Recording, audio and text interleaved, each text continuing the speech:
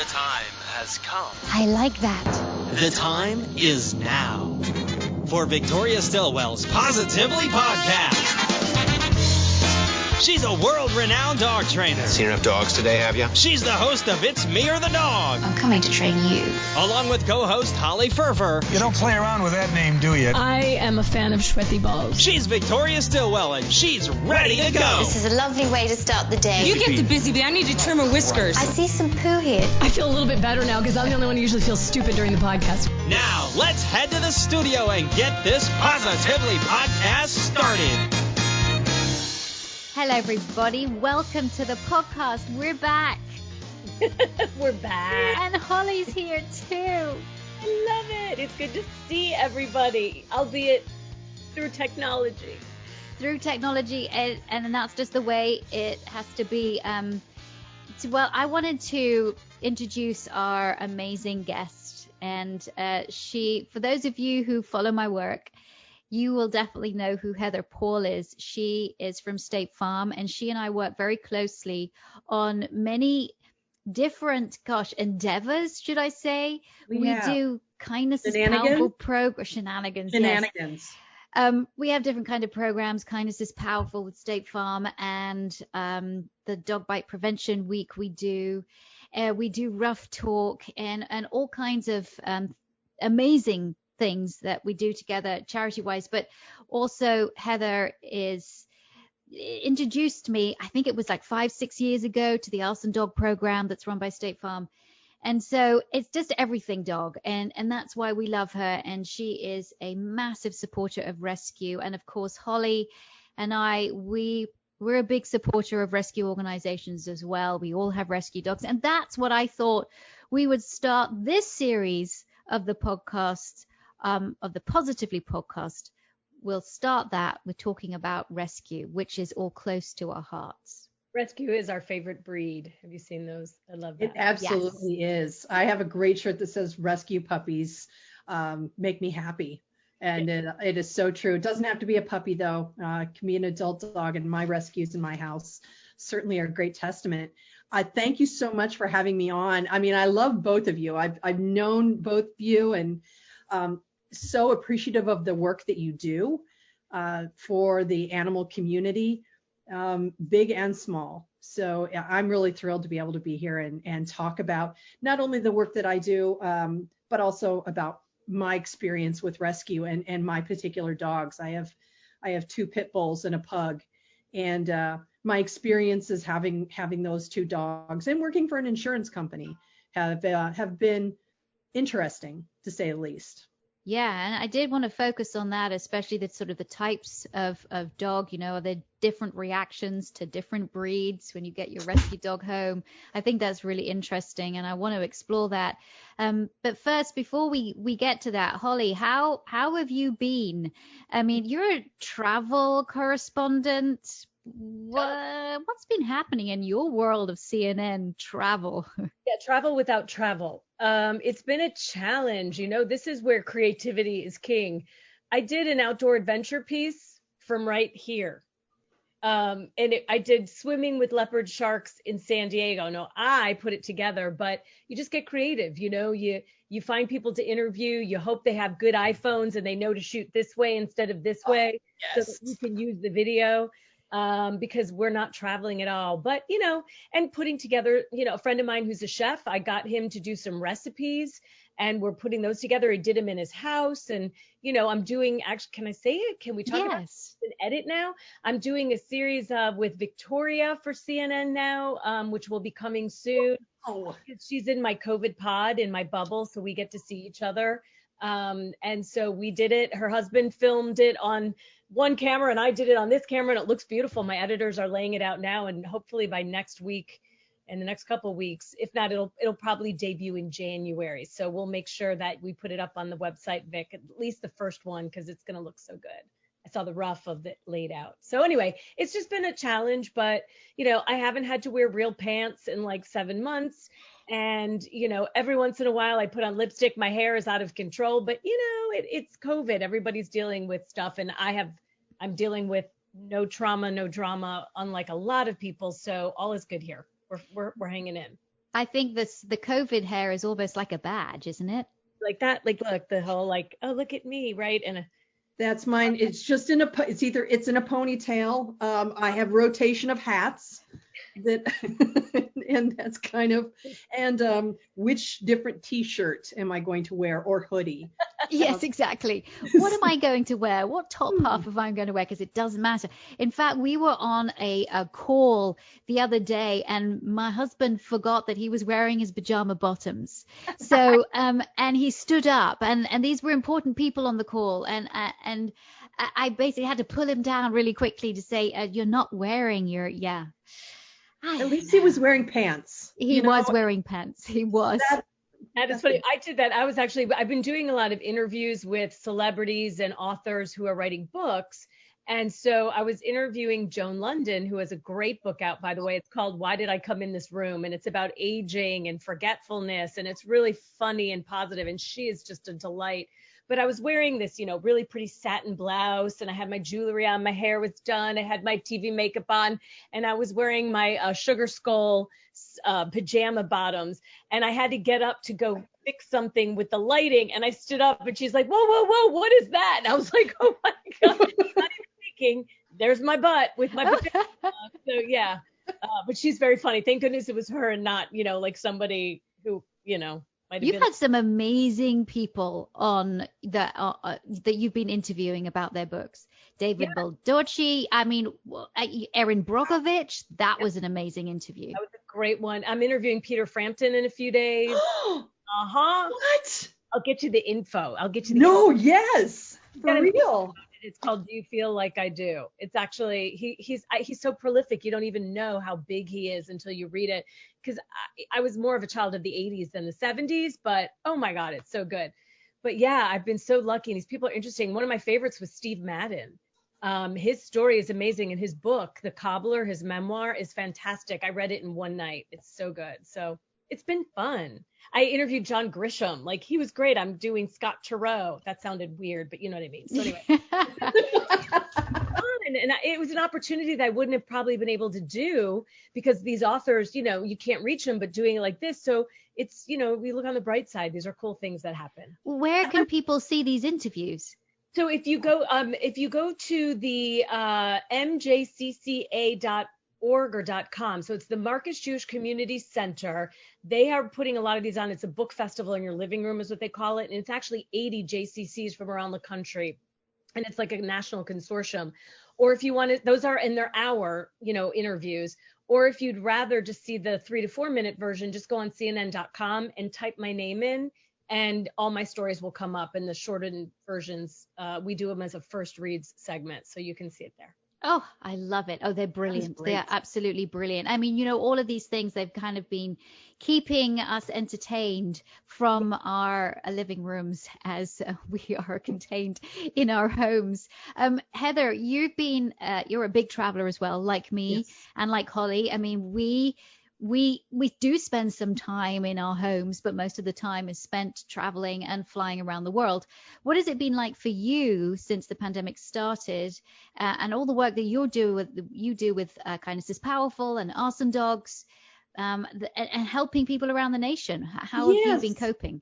So it has been, at first, it was almost, it was a little bit of a blessing in disguise because, when you travel so much people always say, God, you must just love traveling. But after a while, it does get daunting. It does get like, all right, I'm tired of this hotel and I'm tired of eating the same foods or things like that. So it does get really wary. And it, you have to plan out in advance on how many frequent flyer miles you're going to use for this trip or whatever.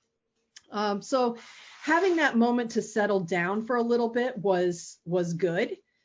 And then I was really starting to miss that creative outlet that I have. I'm a drone pilot also. And so, I take my drone with me and as a photographer, going out and trying to capture visual imagery is important to me. And when you're stuck at home, it's like, I've seen my backyard so many times and I'm, so it does feel like it kind of quelled that. I was lucky that I was able to go to Concord, New Hampshire in August to our arson dog training class.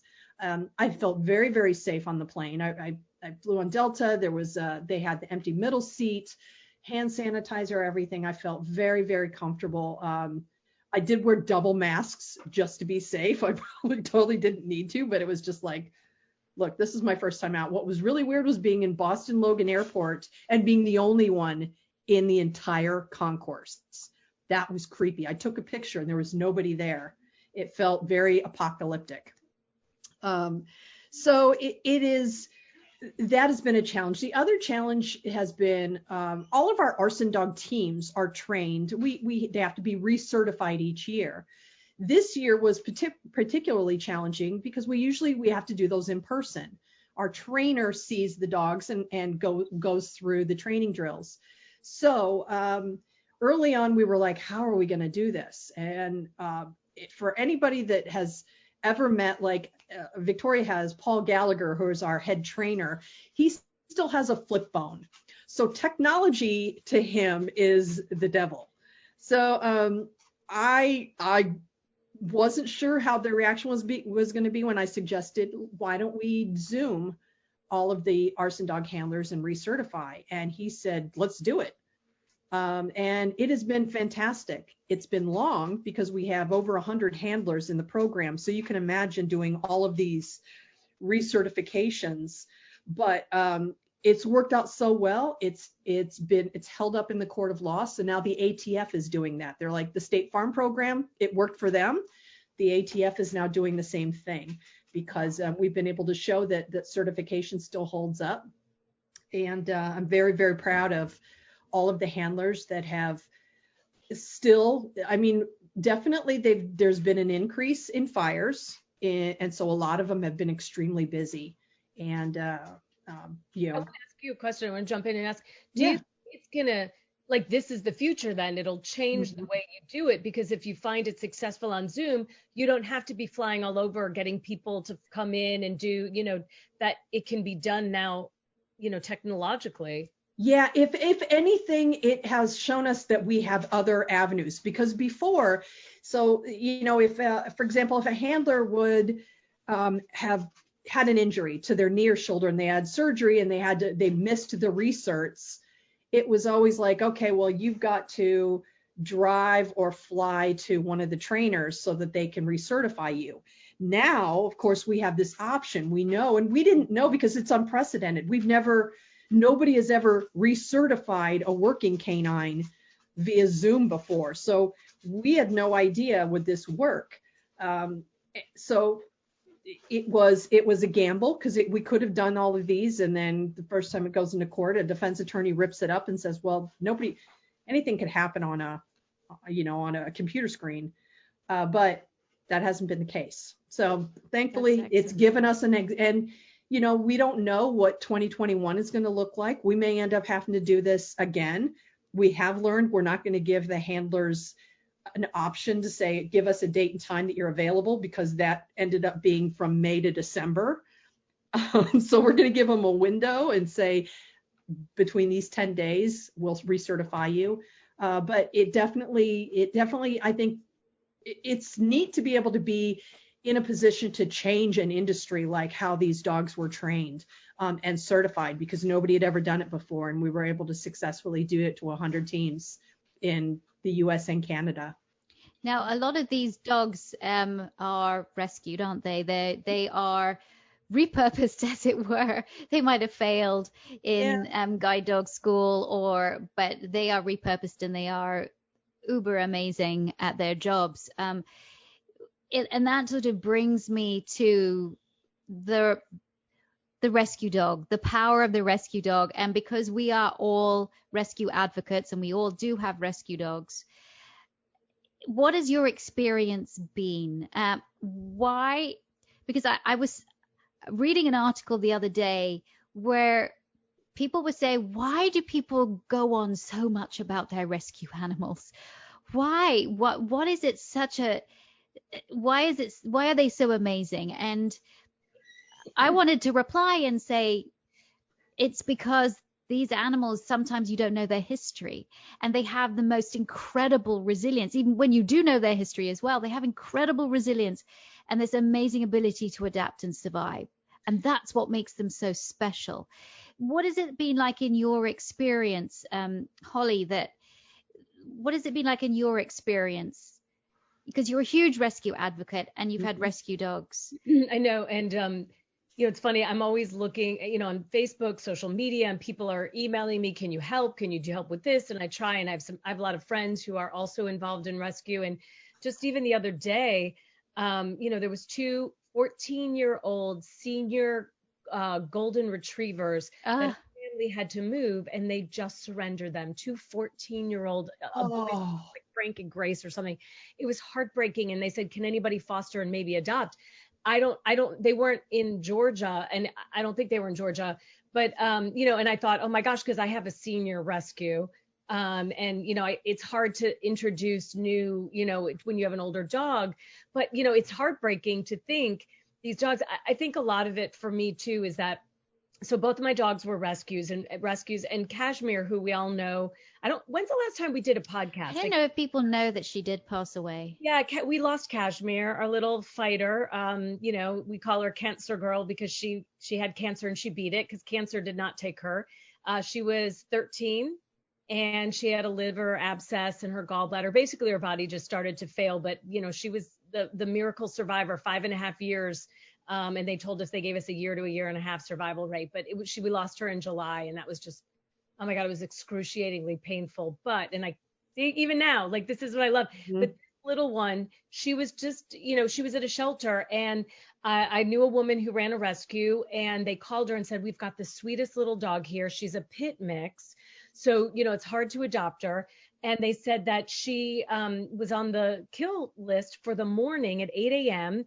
And they just said she's a shelter favorite and everyone loves her. But she had been there a while. I think she was like 3 or 4 months at the time. So she was still little, but they were just overloaded. And they said she had been there for like 6 weeks or something, 8 weeks. And they're like, we just can't keep her anymore.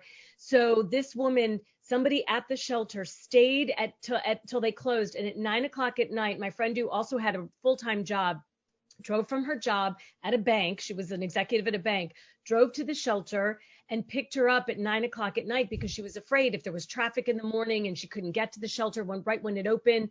They just didn't want to, if they started euthanizing early. So anyway, so she rescued her, and that's how I got her. I was a foster fail, which I love. And, she was the sweetest, most loving, kindest dog ever. And I think, gosh, she was literally hours away from losing her life. A perfectly beautiful, healthy, wonderful dog. And it breaks my heart that so many dogs, lose their lives. We just put them down because nobody will take them. And so, and I understand breed, people want a certain breed. They want to look, okay. I just personally, my thought is there are so many dogs that are wonderful that you're saving a life. And I think when you do save a life, I think those rescue dogs know it. They know it. And there's that special bond. And I think there's something about being an owner knowing I saved this dog's life, and now they're saving mine by all of the comfort and kindness and love that they give us. And that's just, to me, what rescue means for me. I think you're so right about that. It's the resiliency that, because everybody has that story when they rescue a dog. If you buy a dog from a breeder, I found a good breeder online or through the newspaper or somebody I've worked with before, and I gave them my money and I got my puppy. Okay. Transaction. That's it. But with a rescue dog, there's so much more behind it. And there's a lot of things I think that people can relate to. So my dog, my big girl, Jill, my big pitty, she, after our first dog, McKenna, who was a German Shepherd mix, passed away. She had renal failure. Our pug Yoshi, who had never been without McKenna, he was so depressed, his tail uncurled. I mean, when a pug is carrying his tail flat, he's like really, really depressed. He didn't want to eat. He wasn't joyful. He was very lost without her. So when I went and looked online at animal control, and I specifically went to animal control because I knew that humane societies probably have more people go through and adopt those dogs than an animal control center. So I looked and found this amazing looking red pit bull that I'm like, oh my gosh, she's beautiful. Went to see her, and she had lots of great energy. And I asked, okay, a little bit about her story, and it turns out that she had been relinquished when she was 6 months old. The owner, she wasn't a cute puppy anymore, and she had too much energy, and so she had spent 6 months at animal control. So imagine a dog in her formative adolescent years spent in animal control behind bars. Dog jail. She was. And people would go through and they would see her, and she would jump at it and bark, and she was going kennel crazy. She was bored. She was an adolescent. So of course, every time somebody goes through, she's going to bark, and it was not an aggressive bark at all. And that puts people off. They don't want to see that. They're like, hey, I want a calm, quiet dog. I don't want a dog that's jumping up and barking. And the irony behind it is, after I had checked her out, we then brought my son and Yoshi, family, to go to see her. Everybody gelled. She is the laziest dog ever. We actually call her Lump. She's a total just beast. She is flaked out on the bed or on the couch, and that's pretty much it. I learned something. I had no idea you could rescue a dog from animal control. I always thought it was the Humane Society or a shelter that took them from animal control. We have here in Bloomington. I live in Bloomington. I actually live in Normal, Illinois. But here in Central Illinois, our McLean County Animal Control is extremely progressive. They do not euthanize dogs. Obviously, she spent 6 months there, so they don't euthanize because they have too many dogs in the shelter. And they have a cooperative relationship between the other animal shelters in the community. So they may have a dog that is at animal control that is sponsored by another animal rescue or shelter. So they have a great relationship with others. We actually got one of our most famous arson dogs, Canine Kai, who won the Hero Dog Awards from animal control here. So yes, they can absolutely rescue dogs she was going to be euthanized because she had too much energy. And Kai ended up being the top arson dog in the country and serving the residents in San Antonio, Texas for many years. But Jill, the way that she was at animal control was not how she is in the home. So if you spend all your time cooped up in a kennel run, mm-hmm. I mean, what do you expect? And I know that the staff and the volunteers, they're overworked and underpaid, and they love all the dogs in their care. It's difficult to get them all out for exercise. So many of these dogs spend day after day after day in their tiny kennel run. Well, think about it. We are going crazy when they go, oh, we're having another lockdown because COVID, and we lose our minds. Like, I need to get out of here. I can't stay in my house anymore. This is making me crazy. Well, you have a house. Imagine if you were in a little tiny fence, right? Right. You had no control over when you eat or when people, it's like jail, they give you your food. It's institutional, right? If you're going nuts right now in your little COVID world, imagine these dogs who are at this shelters, at animal control. It's 10 times worse. Right. And your exercise is going from the indoor kennel run to the outdoor kennel run. So you're going from one cage to another cage, and that's it. Any dog would totally lose their mind. So, having her and seeing her, grow, and how amazing she really, funny thing is, she worked very, very hard to win over my son. She's actually his dog now. She sleeps on his bed. He didn't want another dog at first. He said it was too soon. He wasn't ready to replace McKenna. And she religiously went into his room every night and slept with him. And eventually she totally won him over. That is his chunk. Now, wasn't it interesting? I remember him saying, Sorry, Holly, did you want to say something first? No, go ahead, because I was going to ask you about your dogs, because you've got 2 rescue dogs. Oh, there. yes. I do have 2 rescue dogs, and Rescue, so that's a whole nother world. right, exactly. But that Jilly Bean is a pit bull. Mm-hmm. Pitbull mix, pitbull type. And in fact, so is Kashmir and Holly's dog. And then, of course, you have another one, Gal. And of course, they're the ones that are almost the hardest to adopt out because people fear them. And was that a little bit from your son, sort of like, I don't really know these kind of dogs? Was that I think at first he was a little bit concerned. I wasn't concerned that she was a pit bull, and she's a pit bull. She's a Staffordshire Terrier mix. I mean, and you look at her, and she's kind of the poster child. She's 70 pounds. She's big. She's muscular and beefy. And so you look at her and you're like, that's an intimidating dog. And I think for Hunter too, it was intimidating. I mean, we had a German Shepherd mix. We'd had a boxer. We had a pug. So it was like, all of a sudden we're getting this pit bull, and was this going to be something of concern? And then I go and bring a second pit bull into the house, and this was an American pit bull terrier.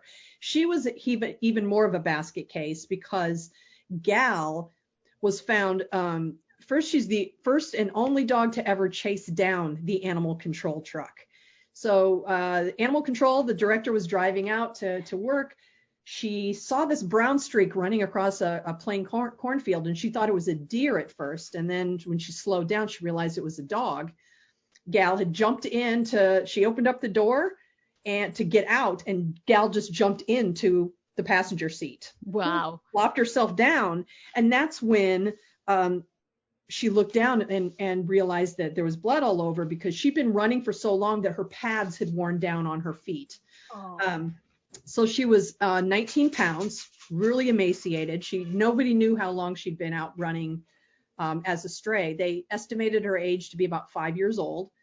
So once they got her back to health, a woman had come into the shelter, wanted to adopt a dog for her daughter, who was going through a divorce, and she felt like her daughter needed a companion. So she liked Gal. Gal was small. She was, once she got to some weight on her, she was about 30 pounds. And she thought, this will be a great dog. And a few months later, Animal Control got a call, and this was in July heat, that there was an abandoned dog in a trailer, and it was Gal. The woman had gotten back with her husband. They moved out of state and left Gal for 3 weeks in the trailer.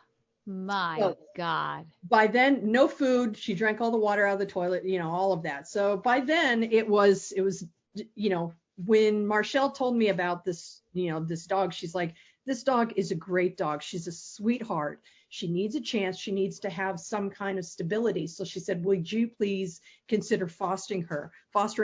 And I laugh, Holly, because she was my foster fail. She was my foster fail after 5 minutes. I think we were driving home, and I looked over at her, and I'm like, okay, this is not happening. So like 24 hours, you beat me. Yes. So, but she is extremely high energy. She is now 10, and you would, or 9, you would never know it. No, you would think she's a puppy. She has got from 0 to 1,000 energy level all the time. But she's also the most expressive dog I have ever had. Sure, her body language, how she's feeling. And I just feel like every time I look at her, I feel this intense, overwhelming love that we have given her this chance to be who she is. I don't care if she's hyper. I'm crazy. So it's like, all right, I've got a dog now that matches me. And, we go everywhere together. We do dog events together because she's sweetheart. I remember when we were at the dog bite prevention event a couple years ago with Victoria, and we were in Chicago, and Gal just plopped herself right over onto Victoria's legs when we were driving in the van, and she's just, that's just her happy spot. But I think the resiliency really, really means so much that when she looks at us, I feel like she looks at us with pure love. Like, thank you for letting me be me. at least that's in my head how I'm envisioning what that conversation is. And you have these amazing dogs, right? And full of love, yet they get a bad rap. Mm-hmm. And people have very different reactions to them. Yeah. So I want to explore a little bit. Maybe Holly, you do have a few stories about, is there a difference when you walk your hound to when you walked your Pitbull? Yeah, I can tell you that. And Cashmere didn't really look all Pitbull because she had floppy ears and she was white. If you saw her, just her face, you would see the Pitbull, and her body was the Pitbull, but because she was really soft, so she didn't look as menacing. But I do have a story I want to tell you that one of my neighbors, they adopted a Pitbull, and he's a blue pit, which I love it. They're gray with the blue eyes, and his name is Blue. He's a beautiful dog. And they are not very good. They don't have a fence. And so Blue gets out a lot. And there's other people who walk dogs in the neighborhood. Now, I've met Blue many times, and I can tell you, pit bulls, in my opinion, are the sweetest dogs, sweetest breed out there. Just loving and sweet. I mean, Cashmere, the worst. She had a problem with her liquor. That's what we used to say. Yes. I mean, just want to be snuggled with you. But so, and Blue is sort of the same way. And he's about a year old, just under a year. So he's got a lot of energy. And he would get out in the neighborhood and people, okay, Blue's out, and we'd have to get him back in.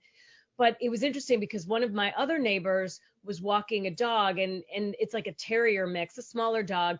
And even though everybody knows Blue, was holding the dog up, and his dog was more aggressive than that dog. And Blue just wanted to play, but he got really nervous. And it was almost like, now if it had been Barnsley, my hound dog, okay, they could talk, but it was a pit bull. And he was like, get this dog away, and freaking out, which I get, because you don't know how dogs are going to interact, but I think it was a little excessive because it was a pit bull.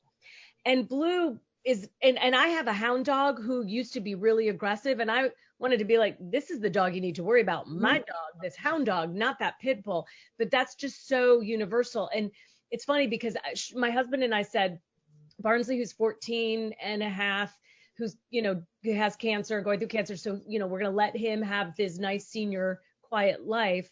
But after he leaves us, we're like, we're going to get puppies. We only want pit bulls. We only want pit bulls. Mm-hmm. And my mom's like, oh my God, but she knows Cashmere's sweet. She's like, but everyone's going to be so scared. I'm like, well, good. Then let them be scared. And, we know who wants to stay away, but just pit bulls. They're the sweetest dogs. But it's that impression of, get that dog away. She just wants to lick you. I feel like pit bulls aren't allowed to make any mistakes. And they're not allowed to really act like a dog would act. You are so right there. Everything ends up being that, if your pit bull barks at another dog, suddenly that's aggression. Well, no, it's saying, I see you. If everything becomes, and so it's like, they're not given a chance to just be their personality. If somebody else has a smaller dog or a lab, and their dog growls at another dog, it's like, oh, well, your dog doesn't like my dog, right? But if your pit bull growls at somebody, it's, oh my God, your dog is trying to kill me or my children, or what if they did that to a child? And so that for me is very frustrating, because, and it makes me all the more, when I take my dogs for a walk, I purposely don't want my dogs to interact with other people or other dogs, because I don't want something like that to happen and get blown out of proportion. One time, and this is I think probably the worst experience that I had, because I wanted to get very angry at this woman, but I tried to understand. I was walking Jill and Gal, and we were approaching a crosswalk, and coming towards us was a woman with her young daughter on a bicycle, and her daughter was on the bike next to her mom. And as we were crossing, I moved my dogs to the left side, because the woman and her child were on the right side. And my dogs weren't looking at her. I wasn't even looking at her as we were just walking. I just kind of went around it. She took her daughter off the bike, put the bike in front of her and her daughter, like it was a fence Wow. and said, keep your dogs away from my daughter. And I'm like, my dogs aren't even looking at your daughter. Why on earth would you ever think that? And as I turned and walked away, there was another person that was walking behind me with a dog, and she didn't take her daughter off the bike. Her daughter just kept riding on by that dog. And so I was inside, I really felt like I needed to defend my dogs and say, why would you think that? My dogs were just walking, and they're not allowed to just walk, but because of how they look, suddenly there was a risk of them lunging at her daughter on her bike when they didn't even pay any attention to her.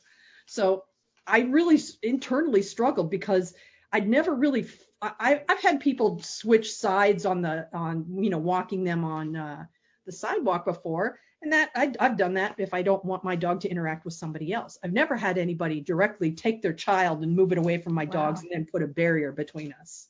And I have to tell you what, so a friend of mine does rescue here in Atlanta, and she volunteers at a lot of shelters. Like, she'll go and walk the dogs and play with the dogs, and she's always posting, and you guys may have seen it on my Facebook page. I'll repost sometimes when there's a lot of dogs in the shelter that need it. And I thought, okay, look, and I could tell you 9 out of 10 times, maybe mostly 10 out of 10 times, they are pit bull or pit bull mixes. And these are the dogs in dire situations. And I think maybe a couple times I've seen a German Shepherd mix, but they're always pit bulls. And it frustrates me because they are this, I keep telling people, and we've talked about this before, they used to be nanny dogs. If you go back and look at the turn of the 19th century, 1800s into 1900s, you see these little kids and they're always with the dog, and it's a pit bull. And they, you ever see those pictures and they've got their arm around the dog. It's a pit bull because they're protective. And they're, so somewhere with, I guess, dog fighting, somebody, I don't even know, you guys probably know the history more, but somebody just got in their mind that this is, but I will tell you that my coon hound, and I believe hounds, I know a lot of people have hounds, and I've gotten involved with hound rescues. Hounds are a lot crazier, and hounds are a lot more unstable than a pit bull. Well, I do think it is because these dogs are they're gamey and they have a lot of energy and they can be pretty powerful. But I think it's because they are so resilient. Yeah. It's not that they don't feel pain. They feel pain in exactly the same way as other dogs. It's not because they have a special thing that locks their jaw. The only animal that locks its jaw is a specific type of lizard. It is the fact that they are resilient, they're tough, but they're also biddable. They want to please, and they are easily molded to fit your life. And unfortunately, that has been taken advantage of. The good thing is, though, is that the more we educate people, the more that they're seeing the sort of the real side of the pit bull type breed. And now we have in Denver, who has had a pit bull ban for over 20 years. In this last election, they voted to rescind how do you say that word? Rescind. Sorry, that's my Britishness. Rescind the ban. Yep. I was like, what is yogurt? She's like, the stuff you eat for breakfast. I'm like, yes. I had to think of how do I say it in American? But that is, gosh, I mean, the number of times that I've been to Denver, and we did dog bite conferences in Denver, and we went and held other, like, I don't know, just promoting the pit bull. And when we were there, we couldn't take any of our pit bulls in because, in the city, you can't have a pit bull. Well, that's changing. Of course, there's going to be regulations. There's going to be things that pit bull owners have to follow. But I mean, that's change. That's progress. Looking to take your dog training skills to the next level and turn your passion into a profession? Check out the Victoria Stilwell Academy for Dog Training and Behavior's professional courses and make your dream of working with animals for a living a reality. With courses ranging from free starter options to the popular Fundamentals course and even VSA's flagship Professional Dog Trainer course, there are options available for every skill level and every type of learner. Want to learn online at your own pace? All of VSA's courses are learner-centered, performance-based experiences designed using the latest concepts in the field of human adult learning to provide maximum efficiency and get you started quickly with a powerful tool set in your arsenal. Want a more customized learning experience? VSA's flagship dog trainer course also provides a premium add-on option which allows you to get the ultimate package. Connect with fellow students in a small private class that meets regularly for live private coaching and support-based meetups. Benefit from shadowing a local mentor in your area, and also attend multiple virtual and in-person learning intensives, obviously only when it's safe and practical to do so. Forget about watching another repurposed webinar or a recorded live event. All of VSA's content is fresh, new, and purpose-built to deliver an unparalleled learning experience. Plus, all dog trainer course students, whether online only or those also in the add-on in-person track, are provided with a dedicated faculty advisor to help mentor you through your course experience every step of the way. During these times of COVID, there are online course options springing up everywhere you turn. But VSA has been delivering its state-of-the-art learning content for years and leading the field with its commitment not just to giving you great material, but delivering it via a powerful learning system custom designed to help you learn and apply what you need to know to give you the skills, the knowledge, and the confidence to change the lives of people and dogs. So join the VSA family today and find out which path is right for you. Learn more and enroll in a free starter course today at vsdogtrainingacademy.com. That's vsdogtrainingacademy.com. Join us at the Victoria Stilwell Academy, the future of dog training. In fact, there was just in Missouri, there was a local jurisdiction that just overturned their Pitbull ban that they've had for a long time. So, more and more, I think that they're realizing people are coming forward and they're like, we removed the pit bulls, we banned the pit bulls, dog bites didn't go down. And then sometimes they went up. And you know that because you're in insurance, right? Yes, I'm an insurance. We don't have a breed restriction policy. So at State Farm, you don't ever, if you have a pit bull or bully breed, you don't ever have to ask or, do you allow this, because we don't care. I know, because I have State Farm and I love State Farm. I've been there forever, but because of that, I have a pit bull and I was worried. My mom kept saying, you better find out. And they're like, no, what's wrong? Yeah. We don't care, because what we want people, and this is why we partner with Victoria, we want people to understand responsible pet ownership. Put your dog in the right situation for them to succeed and not fail. And if that means that if your dog doesn't act totally comfortable around other dogs, well, then you don't put your dog around other dogs. If you're, when you have people come to your house, put your dog in another room. Don't put your dog in a situation where they're going to be fearful and possibly react, because what we know, and it's funny, I'm wearing, the t-shirt I'm wearing is End BSL. And it's Ellie, it's our friend Ellie the Pitbull. Ellie the Pitbull, And Ellie has been attacked by other dogs, a golden retriever, a chow mix, out walking. And Leah Brewer, her mom, always used to say, she's been attacked and never acted out. The first time that Ellie if she were ever to retaliate against a dog that bit her and bit the dog back, she would have been labeled a vicious pit bull. Right. Yeah. But she, has not reacted. She has got some scars on her nose and things like that. And I think it is so sad that we've taken this dog and said, this is how this dog looks. And because they're an enthusiastic dog who loves people, who wants to get up in people's face and be around, Jill is a very, very social dog. I have to be careful when I'm walking her, because whenever she sees people, she's been known to just stop and get in their space to stop them so that they'll pet. And that can be very intimidating when you have a big dog that all of a sudden is, but it is what I think is been such a great response by the pit bull owner community is more and more people are understanding this, that, not every dog needs to be at the cafe or needs to be out and about and interacting with people where they could act out. So because of that, we're seeing dog bite claim numbers go down. We have for several years now. And I think people are saying, I don't want to give the Pitbull community a bad rap because of something that my dog did. So they are being more and more responsible with their pets. You know what? I don't take my Chihuahua to bars or sitting outside in cafes or to dog parks. I don't, because I know she wouldn't like it. And my Chihuahua will be able to bite as much as a Pitbull will bite if she needs to, if she feels threatened and being put in a threatening situation. So I think, we have to look at every dog, and we have to look at the other end of the leash. Yeah. And we have to hold people accountable for their dog's behavior, because these dogs rely on us for everything, I've only been bitten once by a dog. It was my cousin's poodle.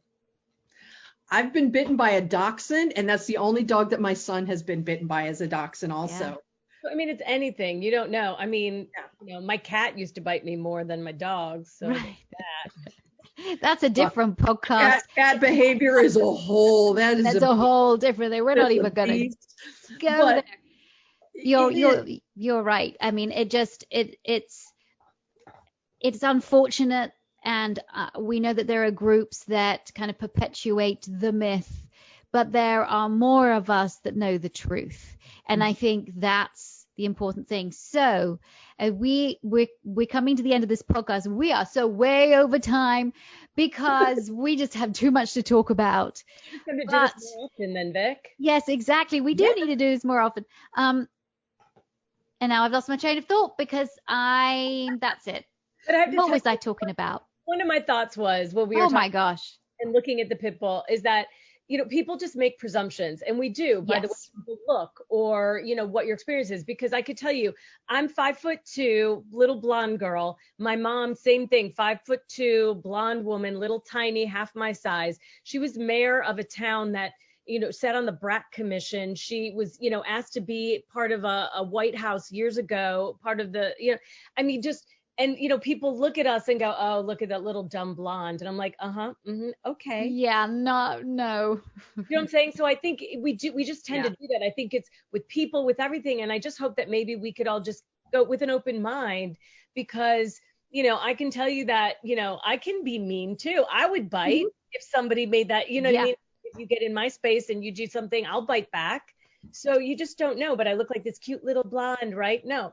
So the Pitbull looks really scary, but they're actually nicer than I am. So. Well, that's what I always remind people, take every dog as an individual, because there are people that we don't like or feel comfortable around. And that's the same thing with dogs. Yes. I mean, dogs are going to look at somebody or smell somebody or whatever, and not feel comfortable with them and say, you know what, really interesting thing. I was talking to a new coworker of mine. We were talking about dogs yesterday, and she said the problem, she's got a Rottweiler and a German Shepherd. And she says the problem that she has isn't with people that are afraid of her dogs. It's people that aren't. It's dog lovers that get up in their dog's space. Oh, yeah. And no matter how many times she says, my dog, we're out for a walk. This is just kind of our time. Oh, but I've got a treat. Let me give him a treat. And she said, those are the people that my dog ends up growling at, not the people that are afraid. So we know we're all dog lovers, but I always make sure to give dogs space. If I see a new dog, or if I'm walking, I am not the one to go, oh my God, whoopee, whoopee, whoopee, because I would freak out if a human being came and did that to me. I'm not going to do that to a dog. I'm exactly the same. And, there's people that say, but I love dogs. Dogs love me. All dogs love me. No, well, mine don't. Mine don't even know you. So you better stay away, because if you come up into their face, they're going to tell you how much they don't like you, or how much they don't believe that every dog loves you, because I promise you they're not going to.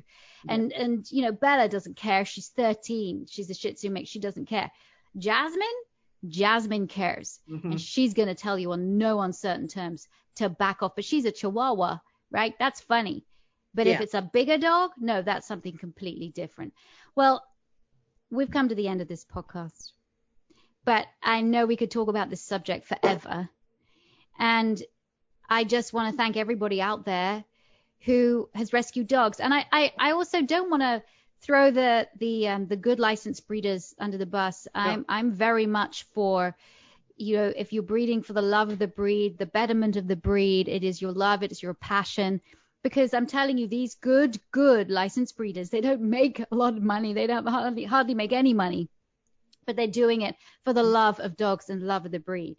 What we have to fight against, and what we are continuing to fight against, which is another podcast, are puppy mills, the pet store industry, the puppy mill industry that is so disgusting, not just in this country, but in many different countries around the world. Heather, thank you. Have me back anytime. I could talk about this for hours. And I'm just really, really thankful. I'm thankful of every day what my dogs give me. They've helped keep me sane during COVID, as my constant companions. And, love your dogs and respect your dogs, regardless of what breed they are. And don't put them into a situation that they're going to have to act out because you haven't protected them the way that they've been telling you. Yeah. Fantastic. Heather, thank you so much. Thank you, guys. See you, ladies. It's been too long. Oh, it has been too long. I'm so excited that we can be back and doing this. And, life happens. And this podcast, Holly and I have done this podcast how many years now? Well, we started when I was 6. So like 8 years. You're so young. Yeah, we've been doing this for a long time. Our podcasts are very popular. We give all kinds of information. My mother used to say to me, she was like, because I write articles, I write a monthly article for Dogs Today magazine in the UK, and I write a quarterly article for Dogster magazine. And she says, like, you've been writing for Dogs Today for nearly like 8 years, 10 years. What do you write about? Haven't you run out of things to write about? And I go, no, because I'm telling you, the subject with dogs and dog behavior and this whole world is rich. Yes. Fascinating. It is. Fascinating. Just amazing. All the time. Exactly. So, all right then, everybody. Great topic for next time. So we'll have to hurry and work this out so we can all join each other again. Yes. Absolutely. Otherwise, it beats me just sitting here with another bowl of caramel corn. So. Well, like I talked about on Rough Talk today, sometimes I'll have to get on and tell my praying mantis story, because I just had a great praying mantis. Yes. So let's listen to Rough Talk if you want to hear about the praying mantis. We do that. Rough Talk, we do it live every Friday, 5 p.m. Eastern. Be there. Can we go back and look at archives of them? So yes. I can hear that. Yes. And you must join us. You can join us anytime, Holly. Okay. Yeah, you're so much fun when you were on last time when you were on. And yeah. I know, it's fun. And now that I'm used to putting on lipstick again, let's do it. I know. All right, guys. Bye, everybody. Take care. You. We'll see you on the next podcast. Bye. Bye, guys. Thanks for tuning in to Victoria Stilwell's Positively Podcast. For more information, visit positively.com. Get connected on Facebook and YouTube as Victoria Stilwell, or follow her on Twitter @VictoriaS. Be sure to tune in next time as Victoria helps to change dogs' lives positively.